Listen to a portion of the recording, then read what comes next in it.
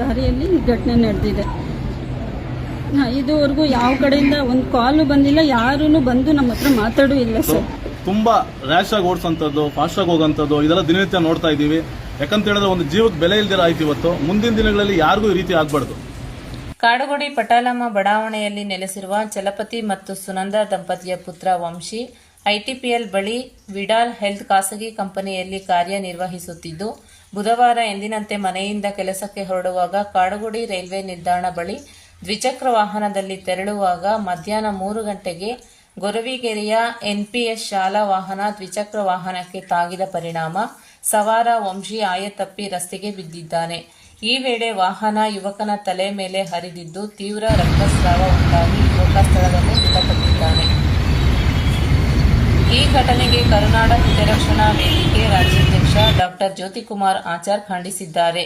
NPS ಶಾಲಾ ವಾಹನ ಚಾಲಕನ ನಿರ್ಲಕ್ಷ್ಯದಿಂದ ಅಪಘಾತದಲ್ಲಿ ಯುವಕ ಸಾವನ್ನಪ್ಪಿದ್ದಾನೆ. ಆದರೆ ಶಾಲಾ ಆಡಳಿತ ಯಾವುದೇ ಸಂಬಂಧವಿಲ್ಲದಂತೆ ನಡೆದುಕೊಳ್ಳುತ್ತಿದ್ದಾರೆ ಎಂದು ಆಕ್ರೋಶ ವ್ಯಕ್ತಪಡಿಸಿದರು. ಸ್ನೇಹಿತರೆ, ನಿನ್ನೆ ದಿನ ಏನು ನಮ್ಮ ಮುರುಗನ್ ದೇವಸ್ಥಾನ, ಕಾಡುಗೋಡಿ ಮುರುಗನ್ ದೇವಸ್ಥಾನ, ನಮ್ಮ ಪ್ರಗತಿ ಸ್ಕೂಲ್ ಪಕ್ಕದಲ್ಲಿ ನಮಗೆ ಗೊತ್ತಿರೋಂಥ ಹುಡುಗ, ಒಳ್ಳೆ ಹುಡುಗ ಇದ್ದ. ಈ ಹುಡುಗ ಕೆಲಸಕ್ಕೆ ಹೋಗ್ಬೇಕಂತ ಹೋದಾಗ ಒಂದು 3 ಗಂಟೆ ಸಮಯದಲ್ಲಿ ನಮ್ಮ NPS ಶಾಲೆ ಗುರುವಿಗೆರೆ ಶಾಲೆ NPS ಒಂದು ಬಸ್ ಏನಾಗಿದೆ, ಸ್ವಲ್ಪ ಟಚ್ ಆಗಿದ ತಕ್ಷಣ ಹುಡುಗ ಬಿದ್ದೋಗಿದ್ದಾನೆ. ಅವನ ತಲೆ ಮೇಲೇ ಟೈರ್ ಹರಿದಿರೋಂಥದ್ದು.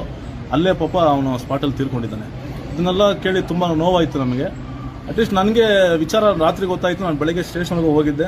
ಸ್ಟೇಷನ್ಗೆ ಹೋದಾಗ ಆಗಿದೆ, FIR ಆಗಿದೆ ಅಂತ ಹೇಳಿದ್ರು. ಇನ್ನೂ FIR ಕಾಪಿ ಕೊಟ್ಟಿಲ್ಲ. ಕಾನೂನು ಅಡಿಯಲ್ಲಿ ಪೊಲೀಸರು ಅವ್ರಿಗೆ ನಾನು ಅಭಿನಂದನೆ ಸಲ್ಲಿಸ್ತೀನಿ. ಯಾಕಂತ ಹೇಳಿದ್ರೆ ಏನು ಕೆಲಸ ಮಾಡಬೇಕು ಅದನ್ನು ಮಾಡ್ತಾ ಇದ್ದಾರೆ. ಆದರೂ ಒಂದು ಮಾನವೀಯತೆಯಿಂದ ಇದೆ, ಮಾನವೀಯತೆ ಅನ್ನೋದಿದೆ. ಆ ಒಂದು ದೃಷ್ಟಿ, ಒಂದು ಸೌಜನ್ಯ ದೃಷ್ಟಿಯಿಂದ ಶಾಲೆ ನಡೆಸೋಂಥವ್ರು ಯಾರಿದ್ದಾರೆ, ಮುಖ್ಯಸ್ಥರು ಯಾರೇ ಇರ್ಬೋದು, ಬಂದು ಈ ಸರಿ ತಪ್ಪುಗಳು ಏನಿದೆ ಅಟ್ಲೀಸ್ಟ್ ಈ ಕುಟುಂಬ ಜೊತೆ ನಿಂತ್ಕೊಂಡು, ನಿಮ್ಮ ಹಣಕಾಸು ಏನೋ ಬೇಡ ರೀ ನಮಗೆ, ತಾವು ಬಂದು ಇಲ್ಲಿ ಒಂದು ಮಾನವೀಯತೆ ದೃಷ್ಟಿಯಿಂದ ಅವರಿಗೆ ನಿಮ್ಮ ಜೊತೆಲಿ ನಾವು ಇದ್ದೀವಿ, ಸರಿ ತಪ್ಪುಗಳನ್ನ ಮತ್ತೆ ಪರಿಶೀಲನೆ ಮಾಡೋಣ ಅಂತೇಳಿ ನೀವು ಸಾಂತ್ವನ ಹೇಳಿದ್ರೆ ಅದು ಮಾನವೀಯತೆಯ ಲಕ್ಷಣ. ನೀವು ಏನೋ ನಿಮ್ಮದೇ ತಪ್ಪಿದ ರೀತಿಯಲ್ಲಿ ಇದರಲ್ಲಿ ಗೊತ್ತಾಗ್ತಾ ಇದೆ ನಿಮ್ಮದೇ ತಪ್ಪಿದೆ ಅಂತ ಹೇಳ್ಬಿಟ್ಟು ಡ್ರೈವರ್ ಈಗಾಗಲೇ ಪರಾರಿ ಆಗಿದ್ದಾರೆ. ಡ್ರೈವರ್ ಇನ್ನೂ ಅರೆಸ್ಟ್ ಮಾಡಿಲ್ಲ. ಅಧಿಕಾರಿಗಳನ್ನ ಕೇಳಿದ್ದೀವಿ, ಡ್ರೈವರ್ನ ಅರೆಸ್ಟ್ ಮಾಡ್ತೀವಿ ಅಂತ ಹೇಳಿದ್ದಾರೆ. ಇದುವರೆಗೂ ಸಹ ನಾನು ಕೆಲವೊಂದು ದಾಖಲೆಗಳನ್ನ, ಸ್ಕೂಲ್ ಬಸ್ನ ದಾಖಲೆಗಳು ಪರಿಶೀಲನೆ ಮಾಡ್ತಾ ಇದ್ದೀನಿ. ಅದರಲ್ಲಿ ಕೆಲವು ಲೋಪದೋಷಗಳು ಗೊತ್ತಾಗ್ತಾ ಇದೆ ನನಗೆ. ದಾಖಲೆಗಳಲ್ಲೂ ಪರಿಶೀಲನೆ ಮಾಡಿದ್ದೀನಿ, ಅದರಲ್ಲೂ ಗೊತ್ತಾಗ್ತಾ ಇದೆ. ಈ ಕೂಡಲೇ ತಾವು ಬಂದು ಕುಟುಂಬ ಜೊತೆ ನಿಂತ್ಕೋಬೇಕು.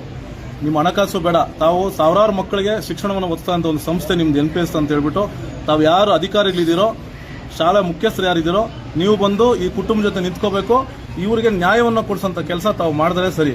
ಇಲ್ಲ ಅಂತ ಹೇಳಿದ್ರೆ ನಿಮ್ಮ ವಿರುದ್ಧವಾಗಿ ಒಂದು ಉಗ್ರವಾದ ಹೋರಾಟವನ್ನು ಮಾಡ್ತಾ ಈ ಕುಟುಂಬ. ನನ್ನ ಚಿಕ್ಕಮ್ಮ ಆಗಬೇಕು. ಅವನಿಗೆ ನಿನ್ನೆ 3 ಗಂಟೆಗೆ ಆಗಿರೋ ಘಟನೆ ಇದು. ಇಲ್ಲಿ ತನಕ ಸ್ಕೂಲ್ ಬಸ್ಸು ಟಚ್ ಆಗಿ ಬಿದ್ದಿರೋದು ನನ್ನ ಮಗ.